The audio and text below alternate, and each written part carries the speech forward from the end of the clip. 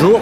Alors oui, aujourd'hui, les Franco-Algériens, c'est l'espace franco-algérien et nos amis d'autres réseaux comme ADRA et d'autres, on est actuellement mobilisés parce que l'actualité malheureusement nous a mobilisés. Des fois on se mobilise pour la solidarité, mais là en l'occurrence on est mobilisés pour effectivement l'actualité, notamment à travers l'article 51, la déchéance. Alors notre objectif, ça a été en tant que collectif, d'expliquer aux gens, parce qu'il faut savoir qu'à part les gens qui effectivement connaissent ou qui sont un peu informés, la plupart, la communauté dans sa majorité ne comprenait pas le sens de l'article 51 et de l'article 73. Donc il a fallu faire un travail d'explication, notamment sur les réseaux sociaux. Il a fallu faire une pétition aussi pour effectivement mobiliser, montrer qu'on n'était pas d'accord, parce que l'article 51, au-delà des places ou de savoir si on rentre ou on ne rentre pas, c'est une question de valeur et de principe. Et sur les principes, il sape le principe d'égalité entre tous les Algériens, qu'ils soient franco-algériens, nés à l'étranger ou vivant à l'étranger. Et donc cet article qui nous empêchait de nous présenter, qui disait qu'effectivement on ne pouvait pas accéder à certaines hautes fonctions, mais on ne savait pas lesquelles, eh bien était un article discriminant et qui rompait avec le principe d'égalité de tous les Algériens devant la loi et devant notamment leur constitution. Parce qu'une constitution, c'est pas à elle de déterminer les choses, elle détermine le cadre dans lequel on doit le vivre ensemble. Et si elle exclut une partie de sa communauté, alors elle ne défend pas l'intérêt général.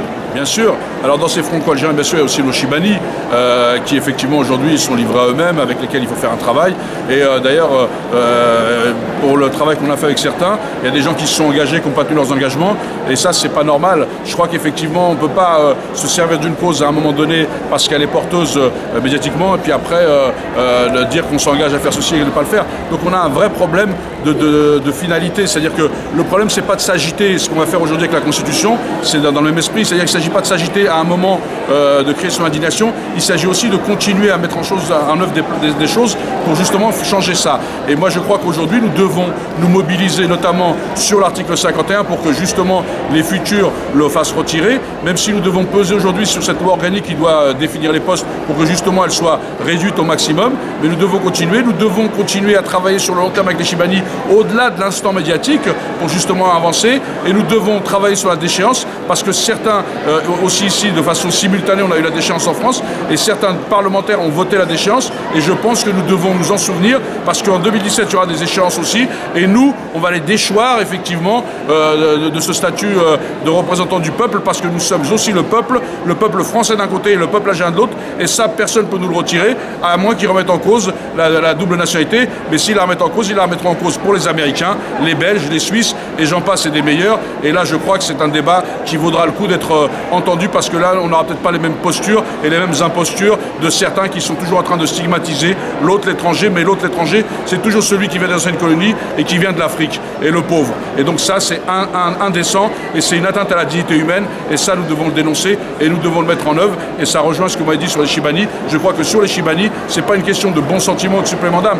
c'est une question d'une société. Est-ce qu'elle est capable de prendre en compte ces anciens, quelle que soit leur origine, qui vieillissent dans la souffrance, et ça, c'est aussi la vitalité d'une société, et c'est important. Et donc en agissant sur les anciens et les enfants, on montre que notre société a une grande vitalité et qu'elle fait dans la justice sociale, dans le respect, dans la dignité et surtout dans l'égalité. Écoutez, moi j'invite toutes celles et ceux qui sont avec nous dans l'espace franco-algérien, dans un autre réseau, etc., à se mobiliser partout, parce que c'est les petites initiatives.